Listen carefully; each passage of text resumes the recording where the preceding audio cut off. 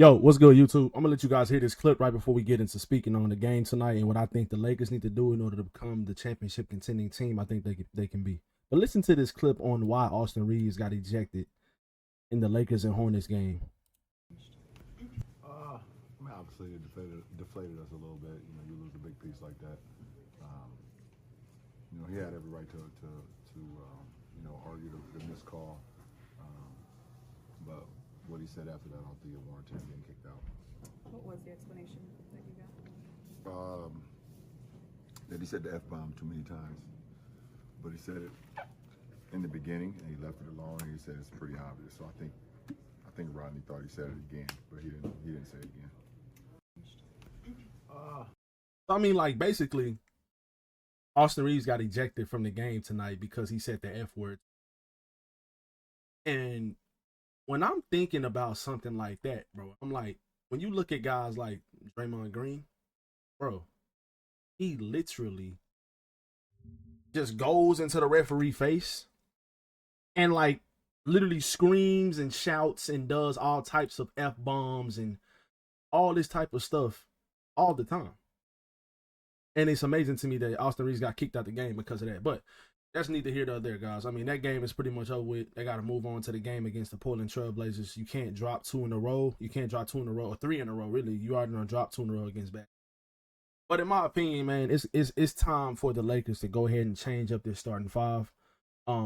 Because JJ Reddick does this weird thing to where, and overall, I feel like JJ has been a pretty good coach, but he's done this weird thing since Luka has come to the team to where, or since AD has not been on the team. He plays Jackson Hayes at the beginning of the halves, like the first quarter and the third quarter, and he plays him like 3 or 4 minutes and he sits him down and they go small. I'm like, bro, I don't understand the point in that because the Hornets just continue to hunt mismatches all night. I feel like Jackson Hayes played pretty well tonight. I didn't think he played bad. And in a matchup like tonight, where the Hornets have guys like Yusuf Nurkic, who was giving the Lakers some problems at times, other than shooting threes, and he can't shoot the ball. I wish he would have kept doing that more. But he was giving the Lakers problems at times, and Mark Williams. Mark Williams was giving them problems on the boards, and I felt like we had no rim protection. LaMelo Ball was going to the rim. Miles Bridges was going to the rim, and they was getting there with too much. It was just too easy for those guys to get to the rim, and I felt like tonight, like Miles Bridges, he had 29 points, really not efficient, somewhat efficient, but 5 for 11 from three. I am so sick and tired of players having these fake shooting nights against the Lakers. Like, I'm really looking forward to the next game. Miles Bridges hits 5 threes.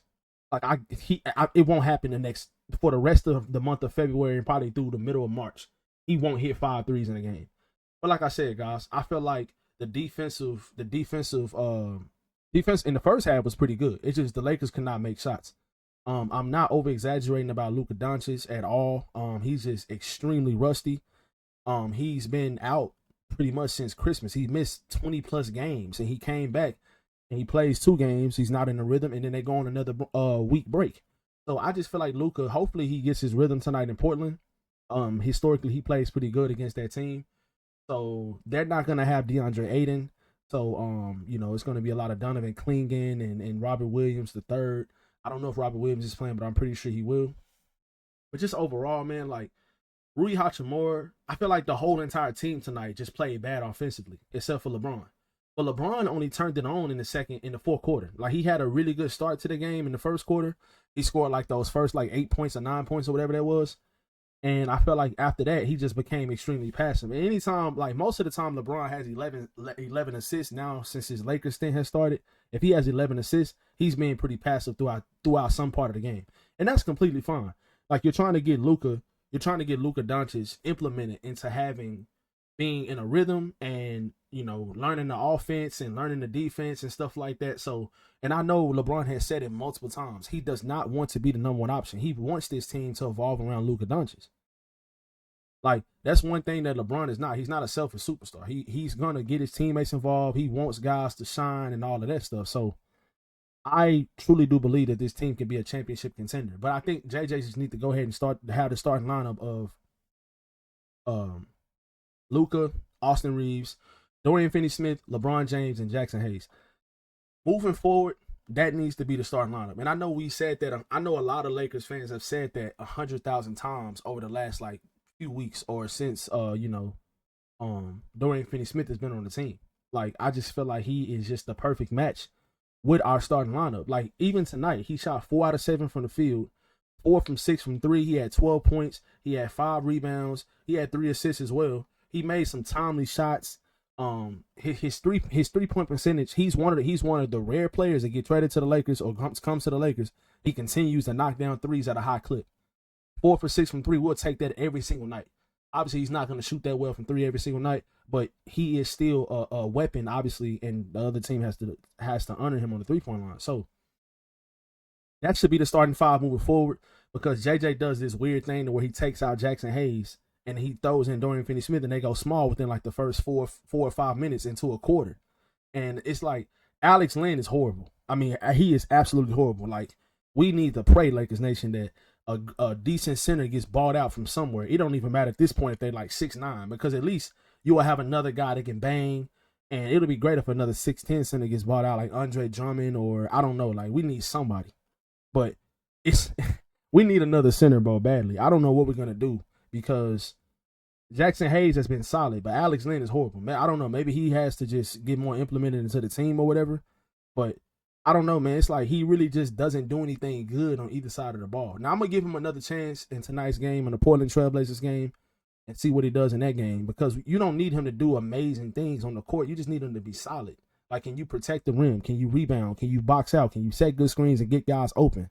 Like, we need that. Can you play good post defense on teams when you play against like teams like the Memphis Grizzlies? Or if you play against the Rockets, you might have to face the Rockets in the first half, and you might have to go up against Şengün. Can you come in and can you give Şengün a hard time? Like we just need physicality out of him, and just right now he's just not giving that to the Lakers. I just don't see it yet. So Jared Vanderbilt has not been great, since he's came back. He had that one good game against the Warriors, where he's been good defensively at times, but I still think defense. He's a weird player to where like he has to get into a rhythm defensively. But once he gets into that rhythm defensively, he's one of the best defenders in the league. So I'm not nervous about Jared Vanderbilt. I'm not nervous about Luka Doncic at all. Like everybody's overreacting about us losing to the Hornets, bro. Like Luka shot 5 for 18 from the field, 1 for 9 from 3, and he had 5 turnovers. He had 6 turnovers. He had 5 in the first quarter. This is Luka Doncic, guys. Like, this guy is a top 3 player in the world. Once he gets into a rhythm, then everybody's going to be saying we have a super team. And LeBron is always being carried and all of this. Like, it's just going to be that argument now. Now you have all these people making fun of the team, saying he's washed and he's trash. And he doesn't want to play for the Lakers. Bro, this is not going to continue to happen much longer. This 5 for 18. We have to understand that. You have 2 of the greatest shot creators and shot makers in NBA history on the same team, guys. The team that won the championship last year have 2 of the best ones in the league. We got 2 of the best ones in NBA history. Luka Doncic and LeBron James are 2 of the greatest shot makers and shot creators in NBA history. Both of these guys, passing the ball, creating shots for others, creating shots for themselves. And then on top of that, Austin Reeves got ejected from the game tonight, which up until the point of him getting ejected, I felt like we had the momentum until he got ejected. Like, just imagine, we was up by like 7, 8 points. If they would have actually caught that foul where he got ejected from the game on, which he had more than the right to complain to the ref about that call. I understood the first technical foul, but the second technical foul was not a technical foul. But he clearly got hit on the arm by Nurkic. So I understand him being frustrated about that. And then up until that point, he had a bad shooting game. So I knew he was kind of frustrated. But just in general, imagine if Austin would have went to the free throw line and we up 7, 8 points. That's another 2 points. Austin is automatic from the free throw line. So we had the momentum. And then once Austin Reeves got ejected, the Hornets went on like a 21-1 run. It's just that type of stuff is that's demoralizing. And especially seeing one of your best players lead a game. I've said it before. The Lakers have the best 3 players in the league when it comes to shot creating and shot making. We have the best trio in the league when it comes to Luka, LeBron, and Austin Reeves. All 3 of those guys are, well, Luka and LeBron are definitely elite at creating shots for themselves and other teammates. Austin is growing into being elite in that role. We seen it a week ago, when the Lakers played the Pacers. Austin was amazing. I'm not saying he's going to score 45 points every single game, but we see how much easier it's coming to him when it comes to drawing fouls, drawing contact, shooting the three, off the dribble, catch and shoot, getting to the mid-range, floaters, layups with both his hands, crossover, his ball is on the string. This dude is becoming a star in front of our eyes. Austin Reeves is not the problem with this team. He never has been. He never will be, because he is a great player off the ball. He can play off the ball. He's a good passer. He can knock down open threes. He does a lot of the small things to make your team better. He's a winner. Austin Reeves is a winner. So he is not making his team worse. He does fit with this team. I don't care what anybody says, because LeBron, Luka, and Austin, they all can kind of duplicate what each other is doing off the ball as well as on the ball. All three of these guys. Now, if you put those guys on the court with some of your best defenders, you're a scary team. You're a team that's gonna you're gonna win a lot of games. I've seen it before, guys. LeBron, when he was in his prime, when he started playing with Kyrie, they started off slow. We've seen it before. Even LeBron, when he started playing with Dwayne Wade, like, look at this. They started off 9-8 in Miami. 9-8. That's a great point by Guru Lakers. They were literally 9-8 to start the season off. It's not gonna be amazing right off the rip. But I tell you what, the Lakers wouldn't be losing these many games. They wouldn't have lost 2 in a row if Luka was in shape, in basketball shape. He's not out of shape like the Mavericks were saying. But if he was in basketball shape and he had his rhythm and he wasn't so rusty, they would not even lost these last 2 games. Luka is playing horrible basketball right now, and we are barely losing games. Now, we did get smoked by the Utah Jazz, but tonight when we lost to the Hornets, if Luka just makes 3 or 4 more shots, we win that game. He missed a couple big shots in the fourth quarter. If he made those, we would have had momentum. He missed a lot of shots in the first half. He had a lot of turnovers. So ultimately, my point is, this team can definitely be I think this team is a contender right now. I'm not saying that they are a tip-top contender and they are a clear favorite to win the championship, but this team can win the championship this season. I completely believe in the duo of Luka and LeBron. I believe in Austin Reeves. I believe in the great defenders that we have. Our biggest weakness is the center position, but the Boston Celtics won the championship last year pretty much without a center, going through the whole entire Eastern Conference with Al Horford as their center. When it comes down to shot making, shot creating, the Lakers have three great players at that.